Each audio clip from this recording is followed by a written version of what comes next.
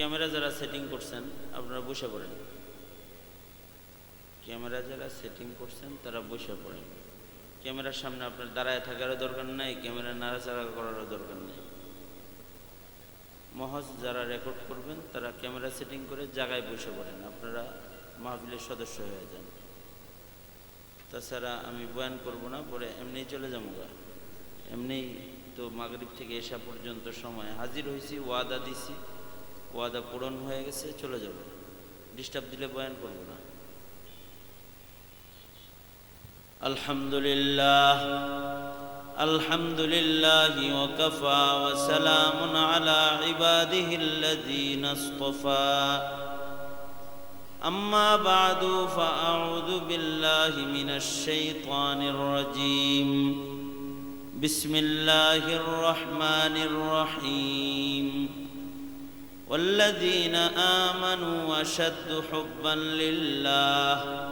وقال النبي صلى الله عليه وسلم: لا يؤمن أحدكم حتى أكون أحب إليه من والده وولده والناس أجمعين.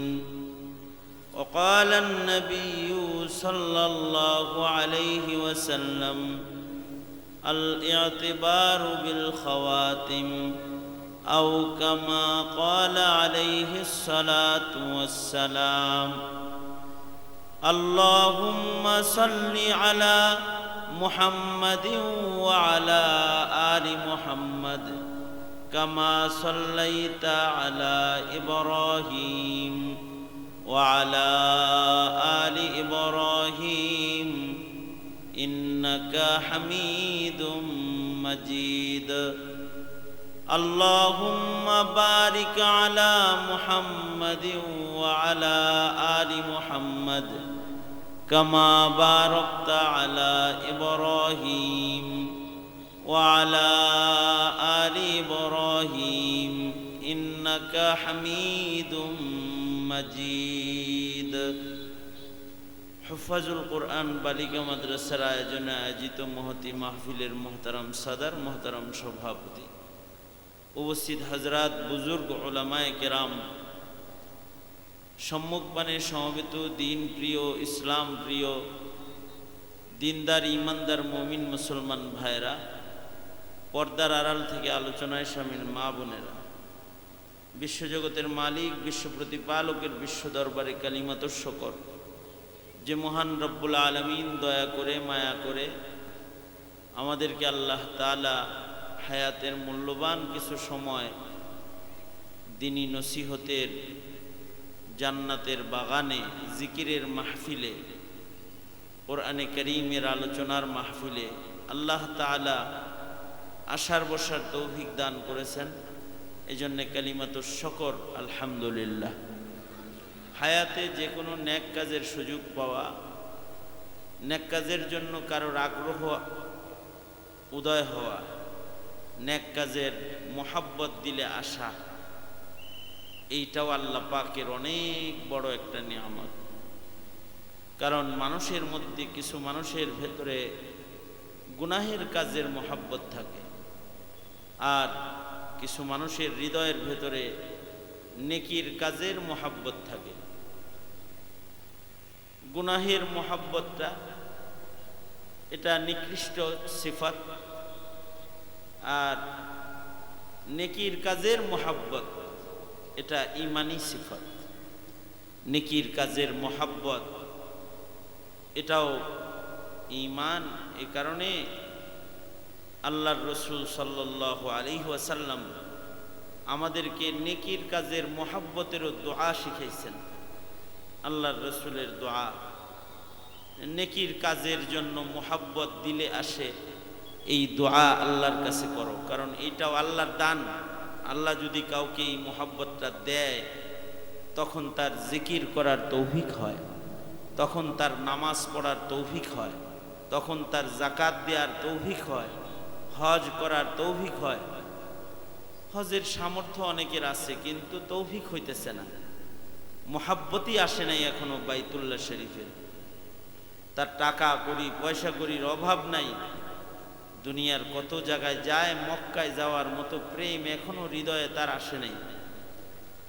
মুস্তাহিককে জাকাত অনেক মানুষ আছে যাদের উপরে জাকাত ফরজ, কিন্তু জাকাত যে একটা ইবাদত, এই ইবাদতটা যে করা দরকার, এই মোহাব্বতটাই তার হৃদয়ের ভিতরে এখনো পর্যন্ত আসে নাই।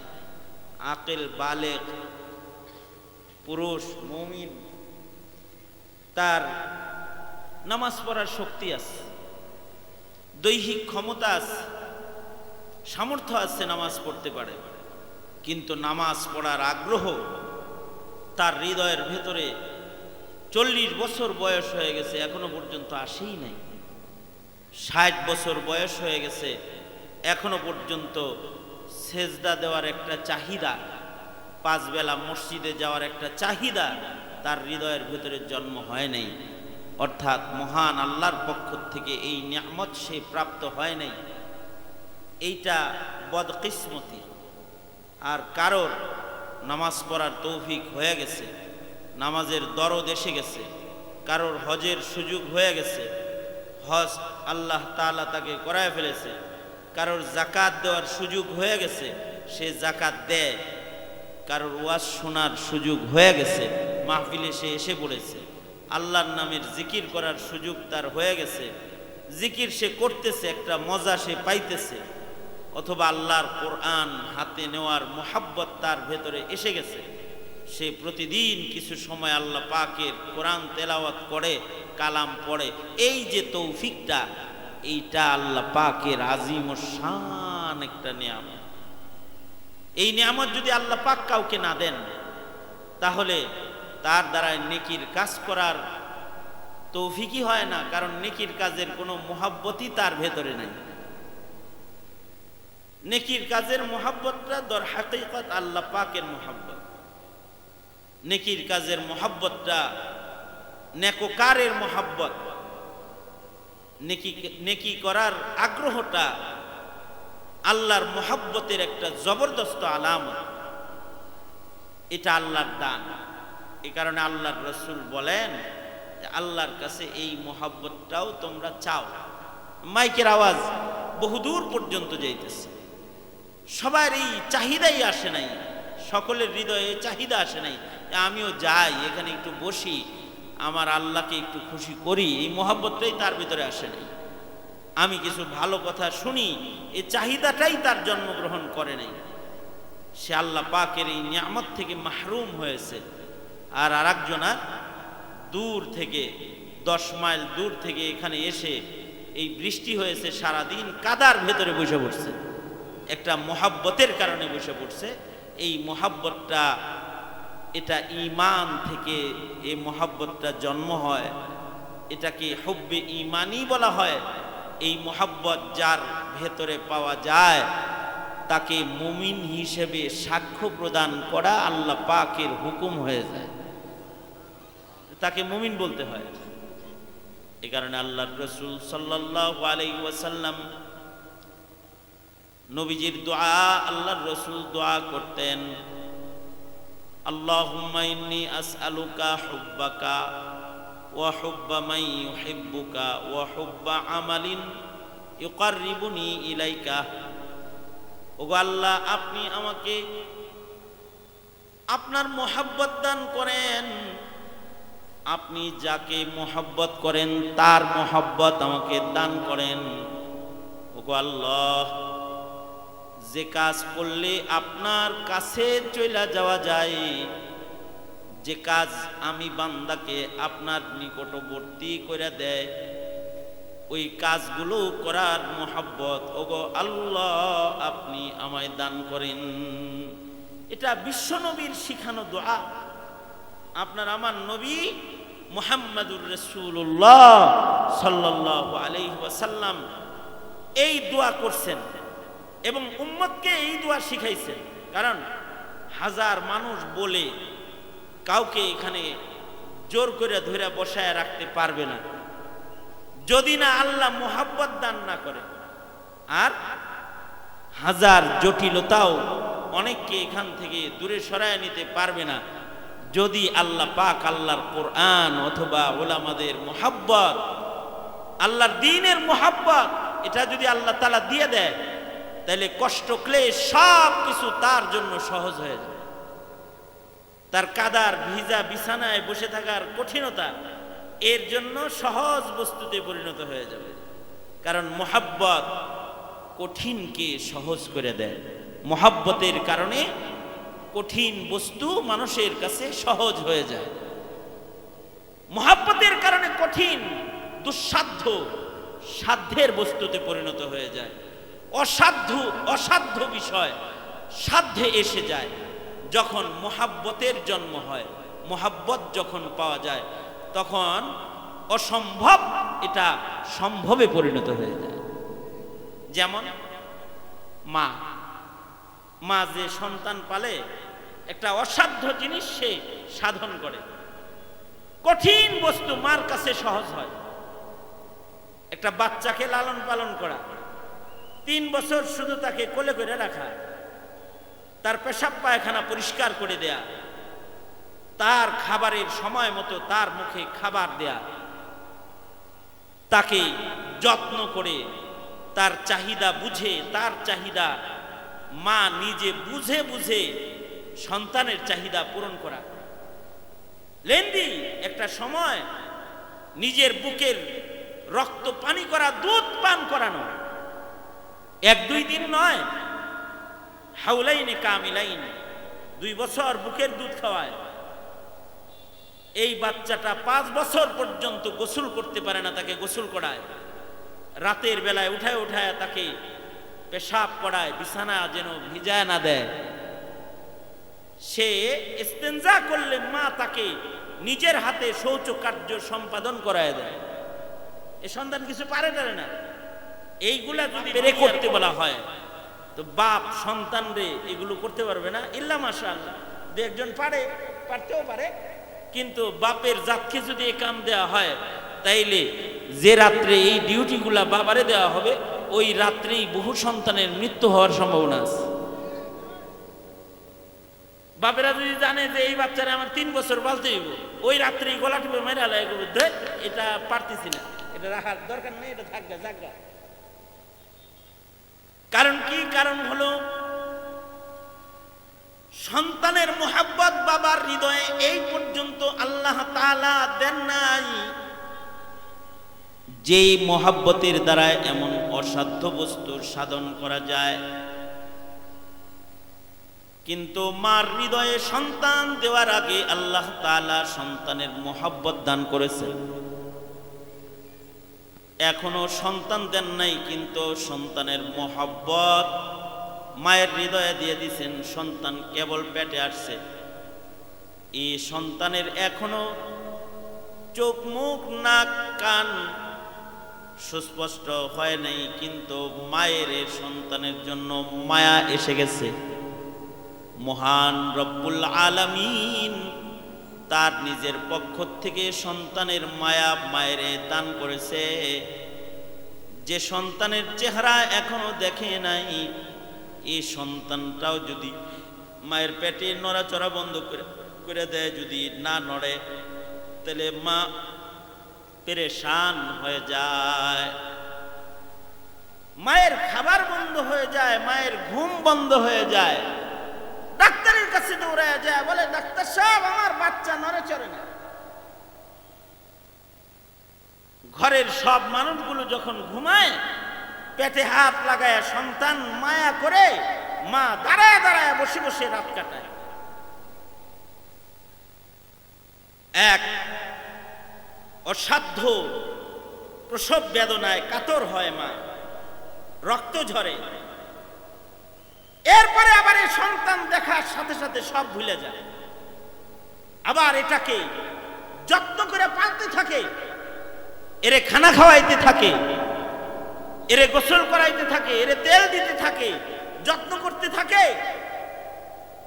পেশাব করে বিছানা নিজের দেহ সব ভিজায় দেওয়ার পরেও পেশাবের গন্ধ মায়ের নাকে যায় না,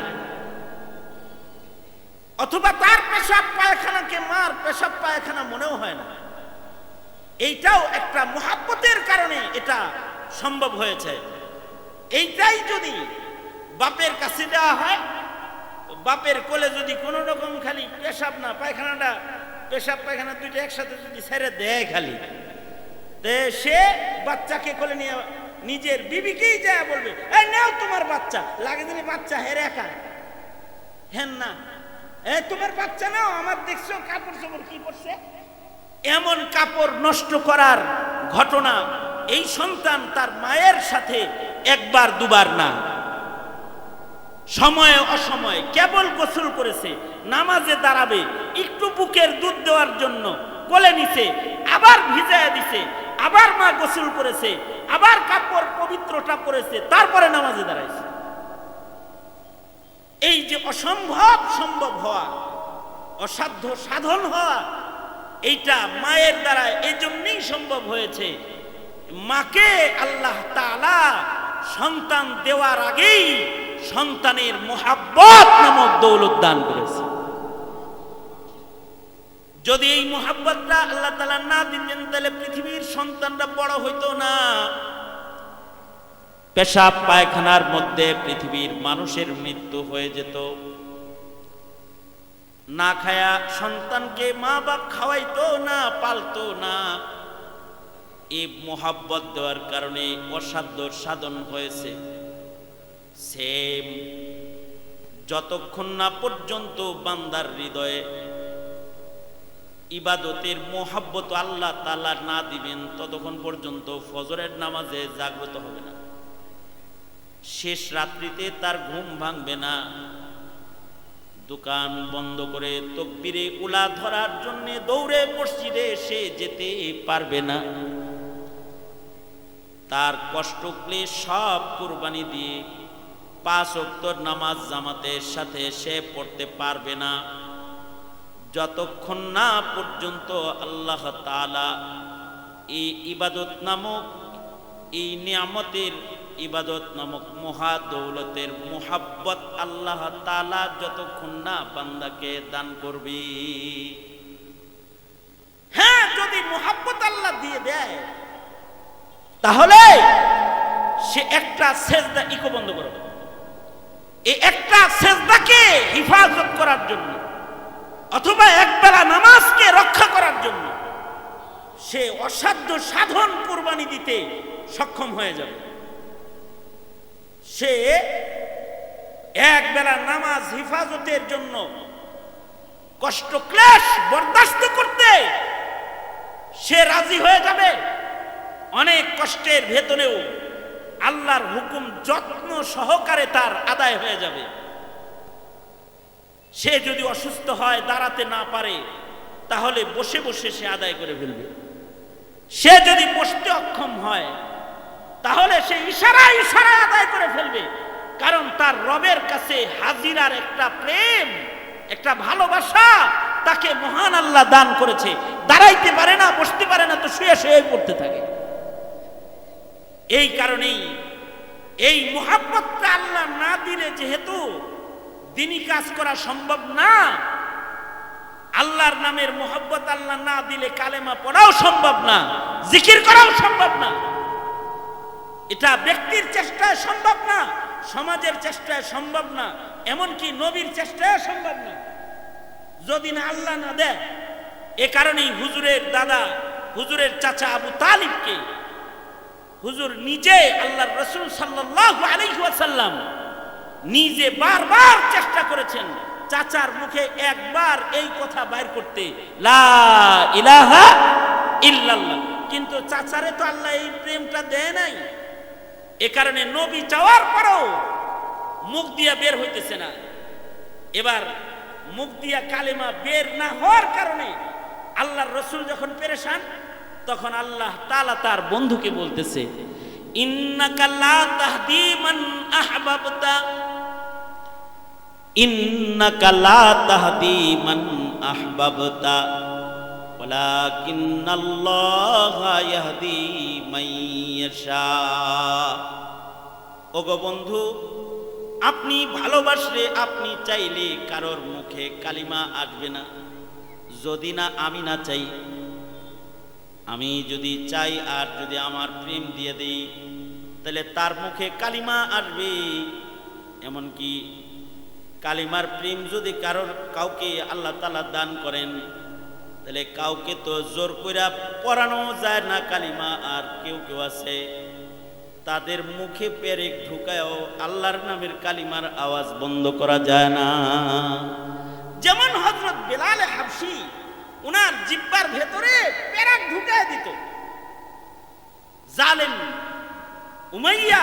হযরত বেলালের জিহ্বা টাইনা ধইরা এই জিহ্বার ভিতরে পেরেক ঢুকায় দিছে, যেন জিহ্বা দিয়া আল্লাহ নাম উচ্চারণ না করে, জিহ্বা দিয়া যেন আহাদ আল্লাহ পাকের ওয়াহদানিয়ত বর্ণনা না করে, জিহ্বায় যেন কালেমার আওয়াজ উচ্চারিত না হয়।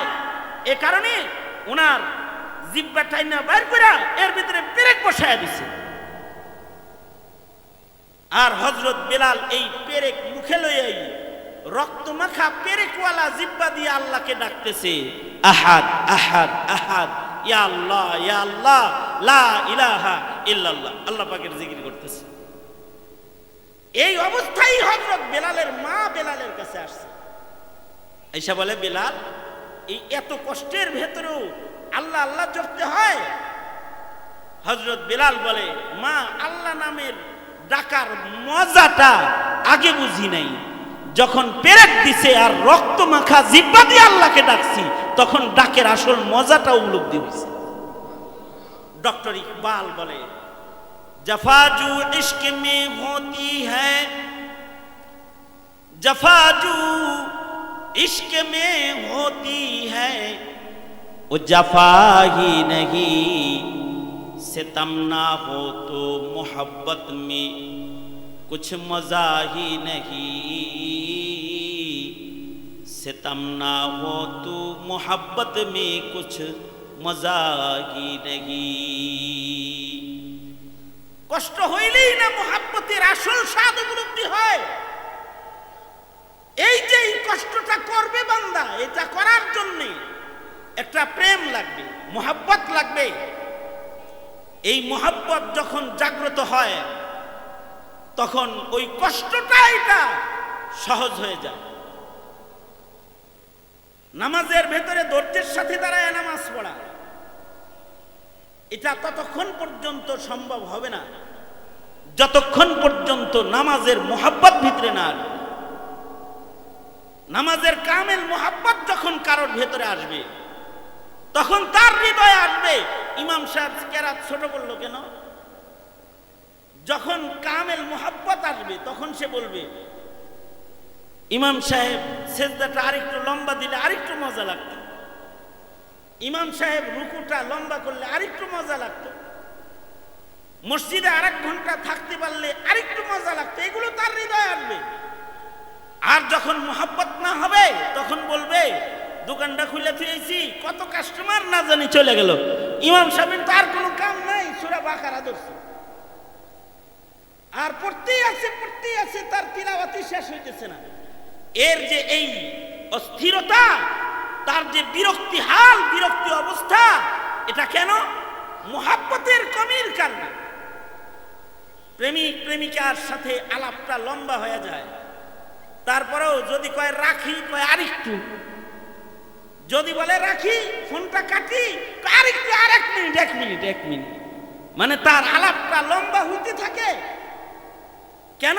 প্রেমের কারণে, মোহাব্বতের কারণে। আর যখন প্রেম কম হয়, যার সাথে খাতির নাই, তার কয় ভাই আসি, পরে কথা কমনি, জায়গা পরে পরে পরে, বাস হাতের ইশারা দিয়ে পরে দিয়ে দিছি শেষ করে। কারণ কি? ভাব নাই এর লগে, মোহাব্বত নাই তার লগে।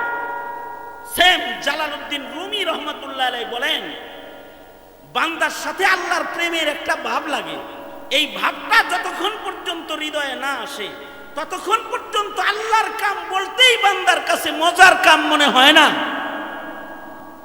আর যখন প্রেম ভালোবাসা হৃদয়ে বসে যায় তখন আল্লাহর কাম লম্বা হইলে এর কাছে ভালো লাগতে থাকে।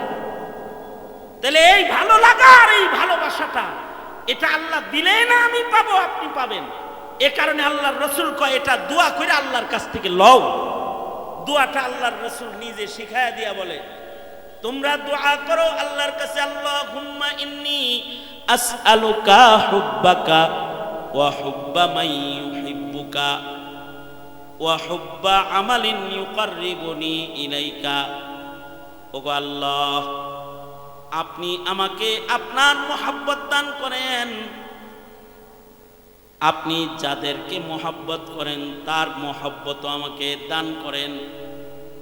ওগো আল্লাহ, যে আমলগুলো করলে আপনার কাছে পৌঁছা যায়, আপনার জান্নাতে যাওয়া যায়, যে কাজগুলো করলে আপনি রাজি হয়ে যান, খুশি হয়ে যান, ওই কাজগুলোর জন্য একটা দরদ, ওই কাজগুলোর জন্য একটা প্রেম, ওই কাজগুলোর জন্য একটা ভালোবাসা আপনি আমাকে দান করেন। আল্লাহ তাআলা যদি বান্দার ওই মোহাব্বতটা বান্দার জন্য দিয়ে দেয়, তাহলে এই বান্দার কাছে দুনিয়ার চাইতে আখিরাতের মূল্য বেড়ে যায়। এই বান্দার কাছে দুনিয়ার কাজের চাইতে কবর হাসরের উপকার দেনেওয়ালা আখিরাতের কামগুলা বান্দার কাছে গুরুত্বের হয়ে যায়।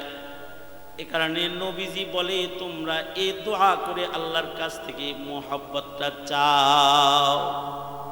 আমার সাথে একবার পড়েন আল্লাহুম্মা, আরো আস্তে করে পড়েন, জোরে করে বলেন, তাহলে বাচ্চাদেরও মুখস্থ হবে, আপনাদেরও মুখস্থ হবে। বলেন আল্লাহুম্মা ইন্নী আসআলুকা হুব্বাকা ওয়া হুব্বা মান ইউহিব্বুকা ওয়া হুব্বা আমালিন ইউকাররিবুনি ইলাইকা।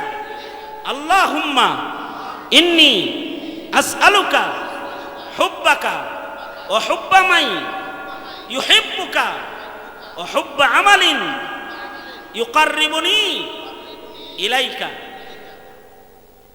আচ্ছা, যদি আরবিতে না পারেন তাহলে বাংলায় বলবেন। বাংলায় বলবেন, আল্লাহ আপনার প্রেম দেন, আপনি যাদেরকে ভালোবাসেন তাদের প্রেম ভালোবাসা দেন, যে কাজগুলোকে আপনি ভালোবাসেন ও কাজের প্রেম ভালোবাসা আমাকে দেন। কারণ আল্লাহ তো বাংলাও বুঝে নাকি? হ্যাঁ, আল্লাহ বাংলা বুঝে না? আল্লাহ তাআলা বাংলাও তো বুঝেন, যার যার ভাষায় বলবে। আর যদি কেউ বুবা থাকে, তার যদি মুখের ভাষা না থাকে, তাহলে তার বুকের ভাষা আছে। ইয়ালামু বিযাতিস সুদূর, আল্লাহ পাক বান্দার বুকের ভাষাও শোনে। আল্লাহু আকবার। বুকের ভিতরে যেটা ঘোরাফেরা করে এইটাও আল্লাহ পাক জানে। সে তার হৃদয় দিয়ে আল্লাহকে বলবে, ওগো আল্লাহ আপনার প্রেম চাই, আপনার ভালোবাসা চাই, মোহাব্বত দেন আমারে। তাইলে তখন আল্লাহর কাম করতে ভাল লাগবে। জালালউদ্দিন রুমি রহমতুল্লাহ আলাইহি লাইলি মজনুর গল্প দিয়া মাজাজি প্রেমের বর্ণনা দিয়া হাকিকি প্রেম বুঝাইছেন বান্দাকে। এই মাজাজি ইশক যেটা, এটার দ্বারায় হাকিকি আল্লাহ পাকের ইশক কেমন হবে এটা উপমা দিয়ে বুঝাইছেন। উপমা দিয়া বুঝায়া জালালউদ্দিন রুমি বলে, লাইলি একদিন আজান দিল। লাইলি একদিন মহিলাদের কোনো আজান আছে? মানে লাইলি আজান দিছে, মানে এলান করছে। কিসের এলান করছে? আল্লাহ যেমন এলান করে, এই আসো আসো, হাইয়া আলাস সালাহ, হাইয়া আলাস সালাহ। এটা কার আজান? রাস্তে করে বলেন, কার আজান? আপনাকে আমাকে বাড়ির মুয়াজ্জিনের আজান নাকি? হ্যাঁ, মুয়াজ্জিনের কণ্ঠে যা উচ্চারিত হয় আজান, মুয়াজ্জিনের কণ্ঠের যে এলান, এগুলো আসলে কার এলান? আরো জোরে আওয়াজ করে বলেন, কার এলান?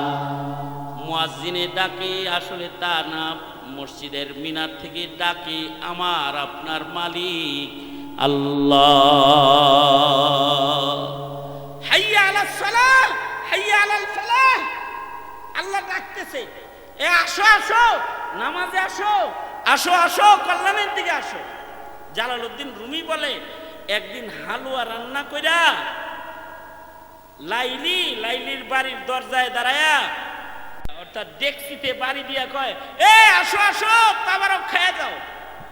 আজান দিছে, কি খাওয়াবে? হালুয়া পাকাইছে, হালুয়া পাকাবে।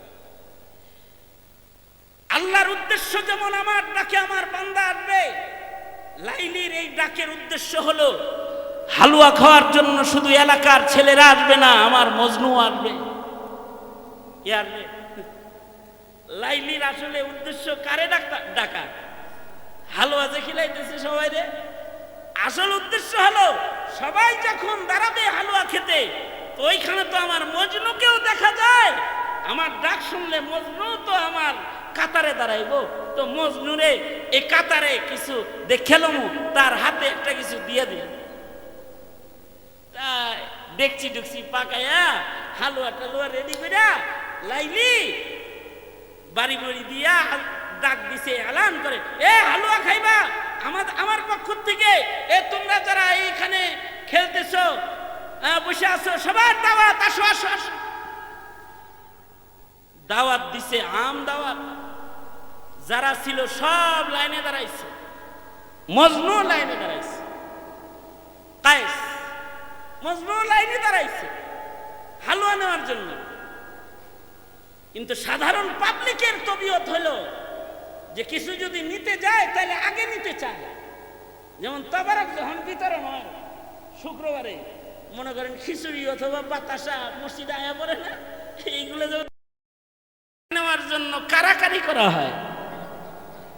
আপনারা ভালো, আপনারা বুজুর্গ দেশের লোক, তো আপনারা পরে করেই নেন মনে হয়, তাই না?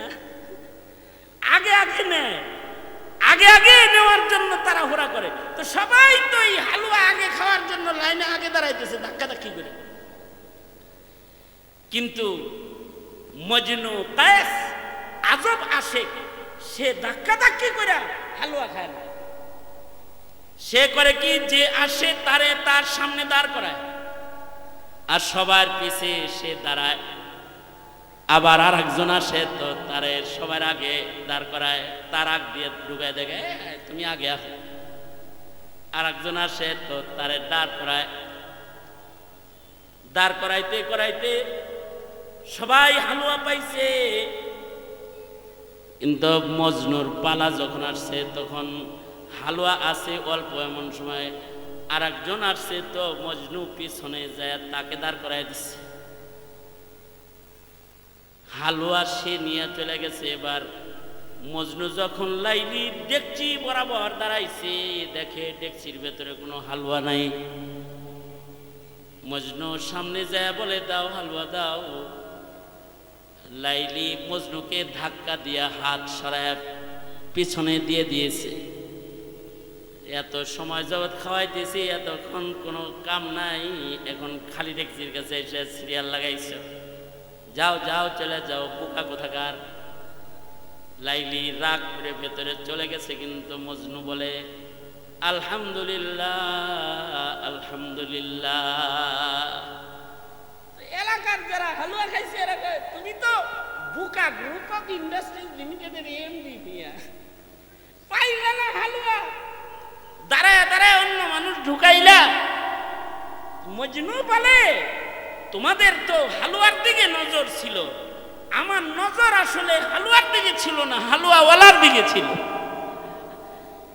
এই লাইনে দাঁড়ায় দাঁড়ায় আমি আমার লাইনিকে তো কাছে পেলাম, তাকে দেখলাম। এই দেখার জন্য সিরিয়ালে লম্বা সময় দাঁড়ায় থাকতে আমার কষ্ট লাগে না।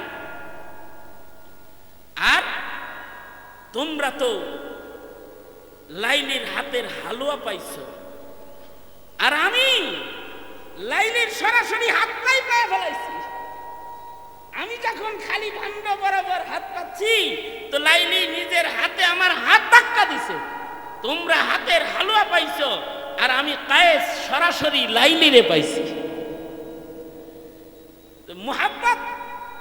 মুহাব্বতের কারণে তখন মাসুকার বাড়ির দেয়াল দেখতেও ভালো লাগে। ইমরুল কায়েস বলেছে, লাইলি আমুরু আলা দিয়ারি দিয়ার আলা, লাইলির দরজা দিয়ে মজনু হাইটা যায়, আর ঘর দেখে দেখে বলে, এটা আমার লাইলির ঘর রে, এটা আমার লাইলির ঘরের দেয়াল। এই দেয়ালের সাথেও তার একটা প্রেম জমা হয়েছে, কারণ হলো এই ঘরের মালিককে সে ভালোবাসে। জালালউদ্দিন রুমি বলে, ঠিক ওই রকম বান্দার হৃদয়ের ভিতরে যদি আল্লাহ পাকের মোহাব্বত জমা হইয়া যায়, তখন যেখানে আল্লাহর আলোচনা হয় ওইটা তার ভাল লাগে, তার মাহফিল ভাল লাগতে থাকে। যেখানে আল্লাহর গোলামি হয়, মসজিদ, মসজিদ তার প্রেমের পছন্দের জায়গা হয়ে যায়। মসজিদে যায় একটু বসে থাকা তার কাছে পছন্দের আমলে পরিণত হয়ে যায়। মসজিদের মধ্যে সময় কাটানো তার কাছে ভালোবাসার বস্তু হয়ে যায়। আর আল্লাহর ওই সকল হুকুম আহকাম যা করলে, যা পালন করলে মহান আল্লাহ খুশি হয়, সে হুকুম ও আহকামগুলোকে আদায় করা বান্দার কাছে মোহাব্বতের কর্মে পরিণত হয়ে যায়। তবে এই মোহাব্বতটাও আল্লাহর কাছে চায় লইতে হয়। छुरा कर गैर से दिल को तो अपना खास कर हमको, तो फजले खास को हम सब प्यार आम कर अपना, तो फजले खास को हम सब प्यार आम कर अपना। छुरा कर गैर से दिल को, छुरा कर गैर से दिल को तो अपना खास कर हमको, तो फजली खास को हम सब प्यार आम कर अपना, तो फजले खास को हम सब प्यार आम कर अपना। আল্লাহর কাছে ক্ষণে ক্ষণে এরকম দোয়া করতে হয়, আল্লাহ আমার দিল থেকে আপনি গায়রুল্লাহকে বের করে দেন আর আপনার মোহাব্বতটাকে ভেতরে দিয়ে দেন। আল্লাহর মোহাব্বত যে দিলের ভিতরে আসবে, এর জন্য বিশেষ কিছু আমল জীবনে করতে হয়। বিশেষ কিছু আমলের মাধ্যমে আল্লাহ পাকের মোহাব্বত হৃদয়ের ভেতরে বাড়ে। হাকিমুল উম্মত থানভী রহমতুল্লাহ আলাইহি বলেন, আল্লাহর মোহাব্বত বাড়ানোর জন্য বিশেষ যে 3 কাজ, তার ভেতরে একটা কাজ হলো কাসরাতে জিকরুল্লাহ। বেশি বেশি করে তোমরা আল্লাহ পাকের জিকির করো। আমাদের তো সারা দিন 24 ঘন্টা কেটে যায়, এর ভেতরে আল্লাহর নামের জিকির করার সময় অনেকের মিলে না। তবে হ্যাঁ, আল্লাহর কিছু বান্দা আছে, তাদের শ্বাসে শ্বাসে দমে দমে আল্লাহর জিকির হয়, জিকির তারা ভুলে না। যারা জিকির ভুলে না, যাদের জিকরুল্লাহর আমলের পাবন্দি আছে, জিকরুল্লাহ এমন এক আমলের নাম যার মাধ্যমে আল্লাহ পাকের মোহাব্বত পয়দা হয়। তবে হাকিমুল উম্মত থানভী রহমতুল্লাহ আলাইহি বলেন, যদি অনেক বেশি জিকির করতে নাও পারো, তাহলে কিছু সবক আদায় করো। 24টা ঘন্টার ভেতরে 10টা মিনিট আল্লাহরে দিয়ে দাও। 10টা মিনিট একটু জিকির করো। কি কি জিকির করবা? হযরত থানভী বলেন, 6 তাসবিহ আদায় করো, 100 বার ইস্তিগফার পড়ো, আস্তাগফিরুল্লাহ আস্তাগফিরুল্লাহ আস্তাগফিরুল্লাহ 100 বার। 100 বার পড়ো লা ইলাহা ইল্লাল্লাহ লা ইলাহা ইল্লাল্লাহ লা ইলাহা ইল্লাল্লাহ। 100 বার পড়ো আল্লাহু আকবার আল্লাহু আকবার আল্লাহু আকবার। 100 বার পড়ো সুবহানাল্লাহ সুবহানাল্লাহ আলহামদুলিল্লাহ আলহামদুলিল্লাহ 100 বার। একসাথে যদি 4টা আদায় করো কেউ, তাহলে এমনি পড়ো সুবহানাল্লাহি আলহামদুলিল্লাহি লা ইলাহা ইল্লাল্লাহ ওয়াল্লাহু আকবার 100 বার পড়ো, তাহলে 4 তাসবিহ 400 বার পড়া হয়ে যাবে। 100 বার ইস্তিগফার, আর এই 4 তাসবিহ 400 বার, আর 100 বার দরুদ শরীফ পড়ো মুহাম্মাদুর রাসূলুল্লাহ সাল্লাল্লাহু আলাইহি ওয়াসাল্লামের শানে দরুদ পড়ো। যত দরুদ পড়বা তত নবীর মোহাব্বত বাড়তে থাকবে। যাদের ভেতরে দরুদ পড়ার খাসলাত বেশি, তাদের হৃদয়ের ভেতরে আল্লাহর নবীর মোহব্বত বেশি। আল্লাহ তাআলা দরুদ পড়নেওয়ালাকেও বড় ভালোবাসেন। এ কারণে আল্লাহ তাআলা নিজে বান্দাদেরকে শুনাইছেন, বান্দারা আমি আল্লাহ কিন্তু নিজে দরুদ পড়ি, আমার ফিরিস্তারাও দরুদ পড়ে, তোমরাও আমার বন্ধুর নামে দরুদ পড়ো। 100 বার দরুদ পড়ো, তাহলে দরুদের মাধ্যমে নবীর মোহাব্বত পয়দা হবে। আরে নবীর মোহাব্বত পয়দা না হওয়া পর্যন্ত তো ঈমানই আসবে না। লা ইউমিনু আহাদুকুম হাত্তা আকুনা আহাব্বা ইলাইহি মিন ওয়ালিদিহি ওয়া ওয়ালাদিহি ওয়ান নাসি আজমাইন। যতক্ষণ পর্যন্ত নবীর মোহাব্বত কারোর হৃদয়ে কামেল না হবে, ততক্ষণ পর্যন্ত তো সে কামেল মুমিনও হবে না।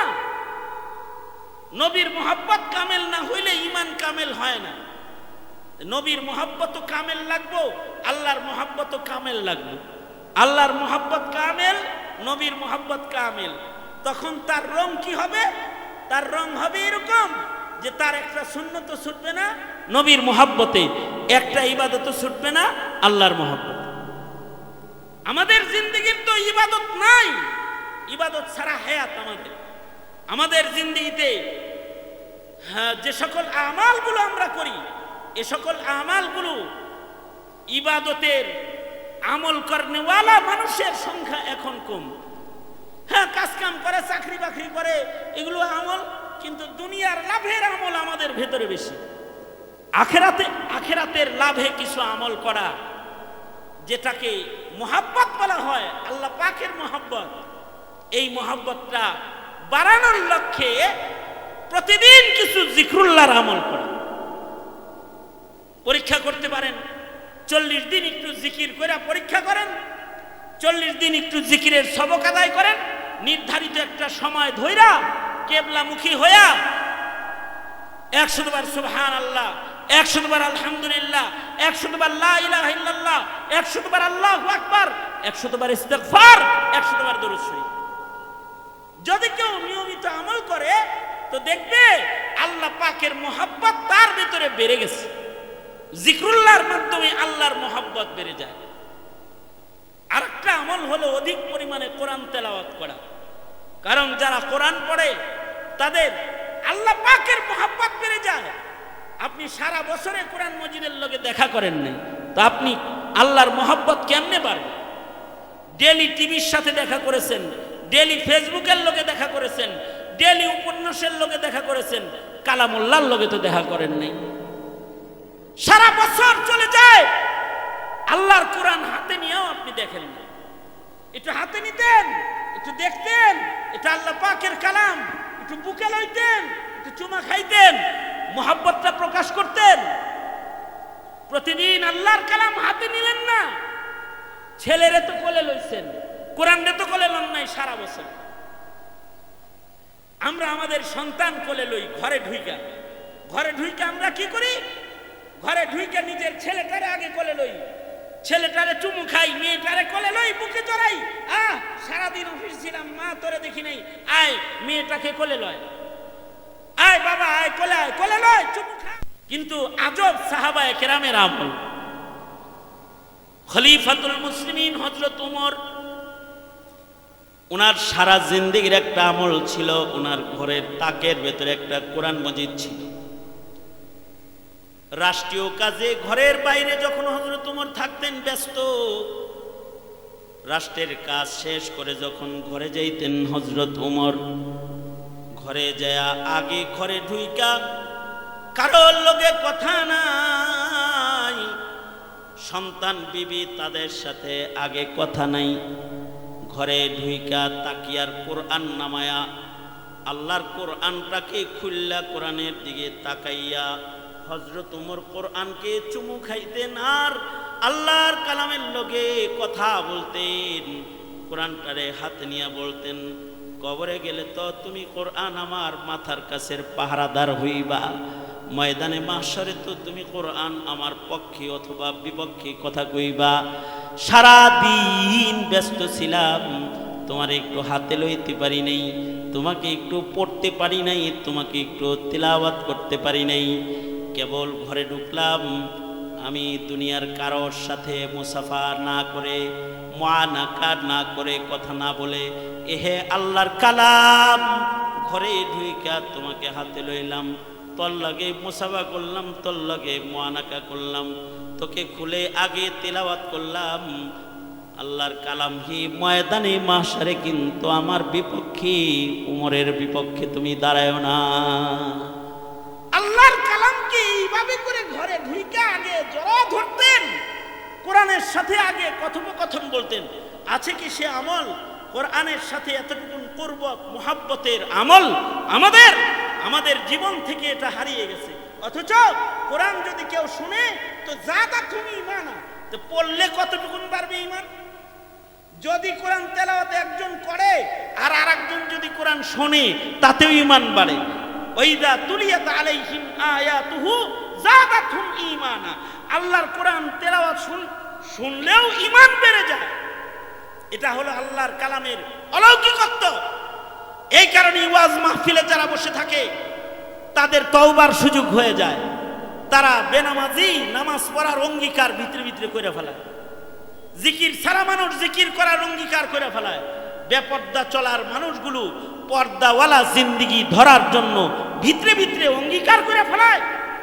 ওয়াজ মাহফিলে বসে তওবা করে, তার জিন্দেগির একটা চেঞ্জিং হয়ে যায়, সে চিল্লায় চলে যায়। নামাজ শিখার একটা দরদ, ইবাদত শিখার একটা প্রেরণা, চাহিদা তার ভিতরে ঢুকে যায়। তো ছাল লাগাইতেছে, চিল্লা লাগাইতেছে, আল্লাহর ঘরের সাথে মুহাব্বত বেড়ে গেছে, আল্লাহর ঘরে রইছে, দ্বীনের জন্য নিজেকে ওয়াকফ করতেছে। তো কাজ কি?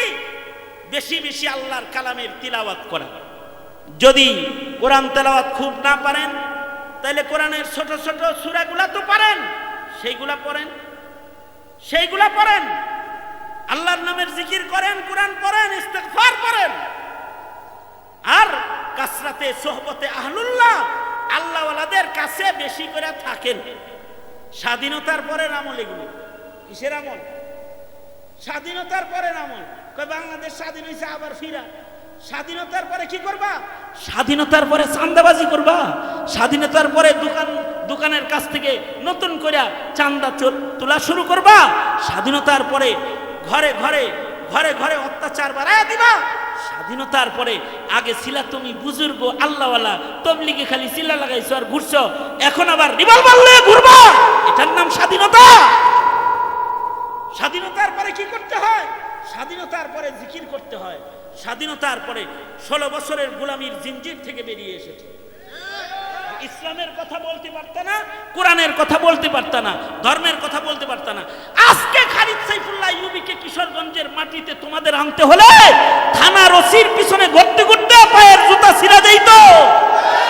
কিন্তু আজকে এখানে বসে আমি কথা বলতেছি, ওসি সাহেব দোয়া নিতে আইব না, বাধা দিতে আসবে না। কারণ কি? কারণ হলো গোলামির জিনজির তোমার গলায় আটকানো ছিল। এই গোলামির জিনজির আল্লাহ সরাইলো, স্বাধীনতা একটা অর্জন করলা। এখন কি করবা এই স্বাধীনতা দিয়া? যত আকাম কুকাম সব করবা না। স্বাধীনতার পরের একটা আমল আছে, জিকির করবা, তিলাওয়াতুল কোরআন করবা। কারণ স্বাধীনতা কে দিয়েছে?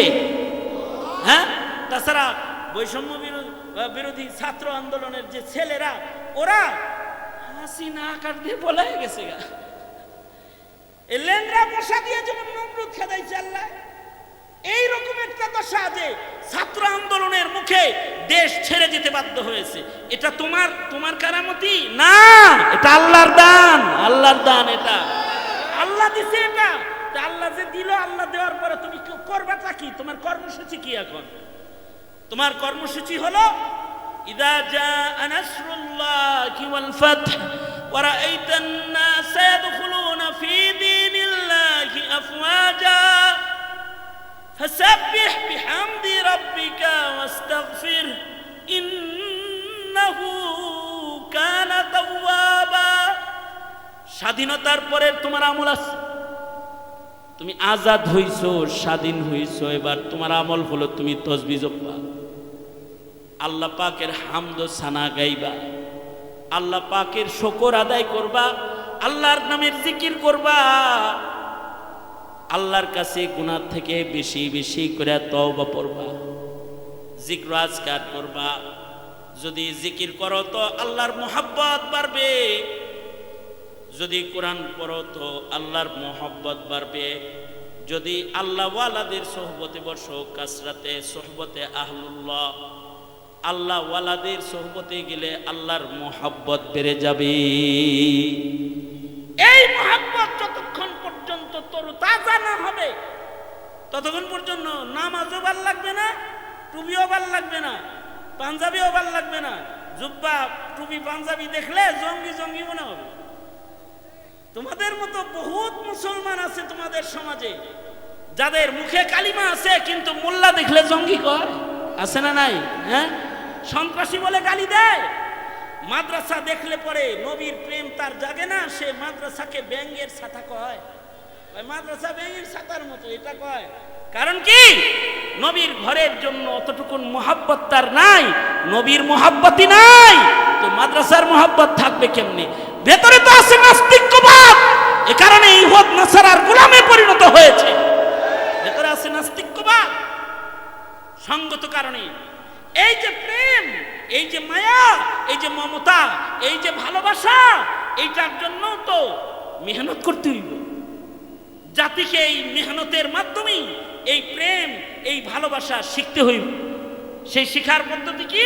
হযরত থানভী বলে প্রতিদিন কিছু সময় জিকির করো, কিছু সময় কোরআন তেলাওয়াত করো। যদি কোরআন মজিদ হাতে লয়ে পড়তে না পারো তাহলে ছোট ছোট সূরা পড়ো, আল্লাহ অনেক সওয়াব দেনেওয়ালা। তুমি একবার সূরা ইখলাস পড়ো তো 10 পারা কোরআন পড়ার সওয়াব আল্লাহ দিবে। 2 বার পড়ো 20 পারা কোরআন পড়ার সওয়াব দিবে। 3 বার পড়ো তো 30 পারা কোরআন পড়ে এক খতম কোরআন পড়ার সওয়াব 3 বার সূরা ইখলাস পড়ার বদলায় আল্লাহ তোমারে দান করবে। সুবহানাল্লাহ, জোরে করে বল। এক মজলিসে বসে যদি কেউ 6 বার সূরা ইখলাস পড়ে তাহলে আল্লাহর রাসূল বলেছেন 2 খতম কোরআন পড়ার সওয়াব আমল নামায় জমা হয়। কেউ যদি এক মজলিসে বসে 9 বার সূরা ইখলাস পড়ে তো আল্লাহর রাসূল বলেছেন আমল নামার ভেতরে 3 খতম কোরআন পড়ার সওয়াব জমা হয়। এক মজলিসে বসে যদি কুল হুয়াল্লাহু আহাদ আল্লাহুস সামাদ লাম ইয়ালিদ ওয়া লাম ইউলাদ ওয়া লাম ইয়াকুল লাহু কুফুয়ান আহাদ এতটুকুন কোরআন তেলাওয়াত যদি 10 বার কেউ এক মজলিসে বইসা পড়া ফেলায়, সরওয়ারে দো আলম নবী বলে সাথে সাথে মহান আল্লাহ তার জান্নাতে তার জন্য একটা প্রাসাদ নির্মাণ করে ফেলা। কয় মিনিট লাগবে জান্নাতে প্রাসাদ বানাইতে? 2.5 মিনিট, এর চেয়ে বেশি। পয়রা টেস্ট করে দেখছি, 2.5 মিনিটের বেশি না। তার মানে হলো 10 বার সূরা ইখলাস পড়বেন, 2.5 মিনিট সময়, এর ভেতরে জান্নাতে বাড়ি কনফার্ম। এই বাড়ি আপনি ক্ষমতায় থাকাকালীন অথবা ক্ষমতায় থেকে পড়ে যাওয়াকালীন কেউ ভাঙতে আসবে না, কেউ লুট করতে আসবে না। কত সুন্দর বাড়ি বানাইছিলেন, ক্ষমতার থেকে গেছেন জেলখানায়, আপনার বাড়ি লুট করে লয়ে গেছে আরেকজনে। এই বাড়ির কোনো লুটপাট নাই। এই কথা বলেন ঠিক না বে ঠিক? যারা বলেন এ বাড়ির কোনো লুটপাট নাই। এ বাড়ির গ্লাস কেউ ভাঙবে না, এ বাড়িতে কেউ আগুন দিতে পারবে না, কারণ এ বাড়ি আপনার। দিয়েছেন কে? জোরে আওয়াজ করে বলেন, দিয়েছেন কে? আল্লাহ। একটা বাড়ি আপনি বানাইছেন আর একটা বাড়ি আল্লাহ বানাইছে।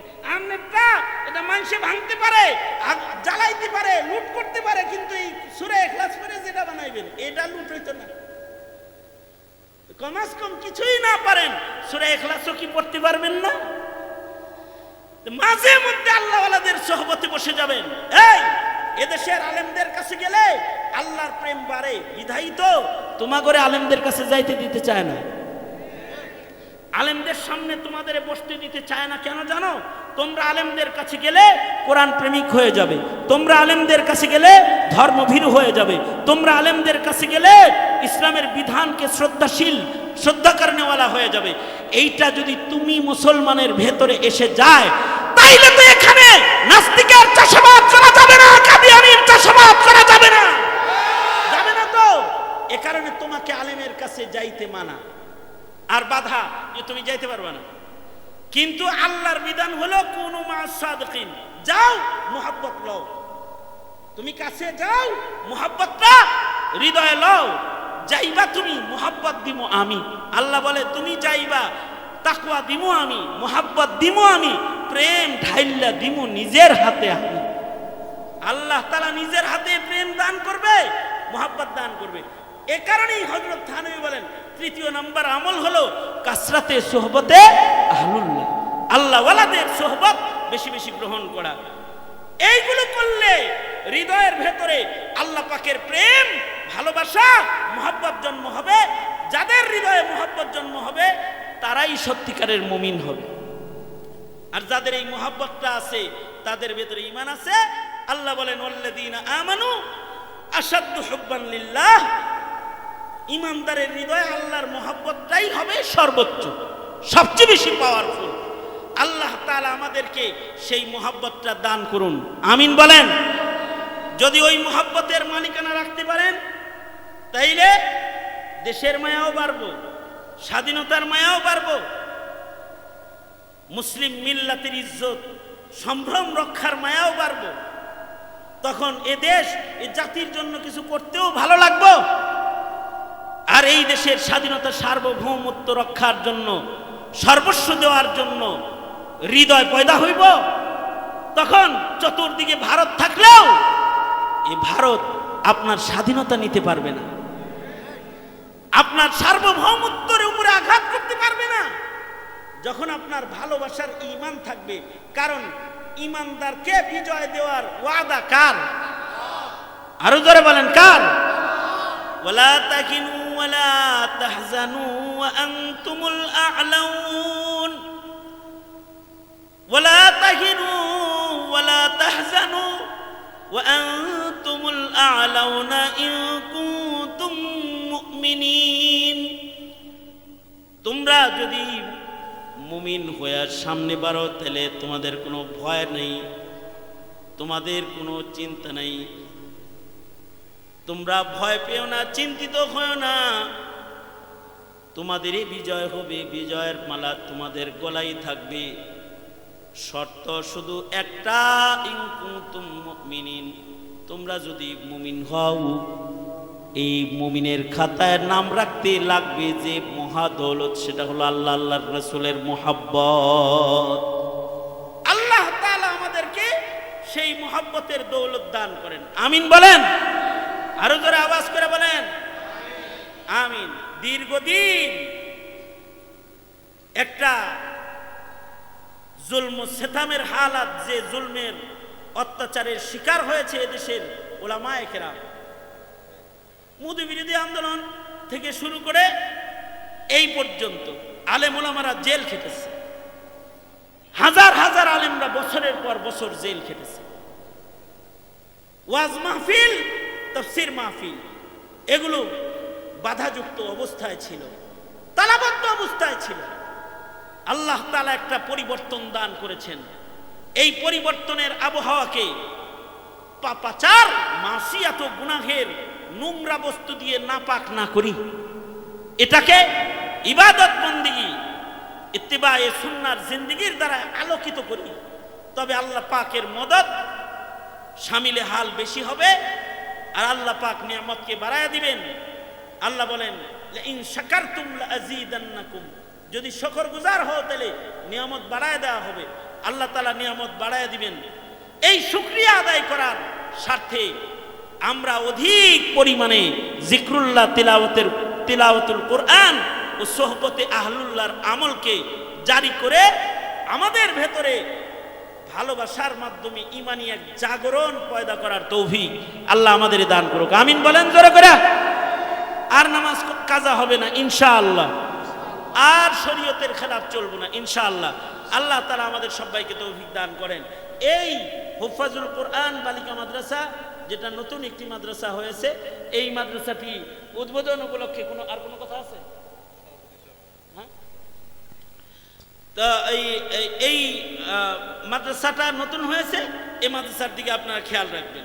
এই মাদ্রাসায় নিজের সন্তানদেরকে পাঠাবেন, এই মাদ্রাসায় দেখভাল করবেন। আল্লাহ তাআলা আহলে মাদ্রাসা এবং মাদ্রাসার এলাকা সকলকে মাদ্রাসার হক আদায় করার তৌফিক দান করুক। এই কথা বলে আমি আমার বক্তব্য এখানেই শেষ টানতেছি। আজকের মজলিসের সভাপতি এলাকার মুরব্বী আলেম দ্বীন, তিনি আপনাদেরকে দুটি কথা বলবেন এবং আপনাদের নিয়ে দোয়া করে দিবেন। আমি আপনাদের কাছ থেকে বিদায় নিতেছি। ওয়া আখিরু দাওয়ানা আলহামদুলিল্লাহি রাব্বিল আলামিন। আসসালামু আলাইকুম ওয়া রাহমাতুল্লাহি ওয়া বারাকাতুহু। এই বসো। উঠা বসা নিষেধ, মুসাফা হবে না, উঠা লাভ নেই, আমার হাতে সমস্যা আছে।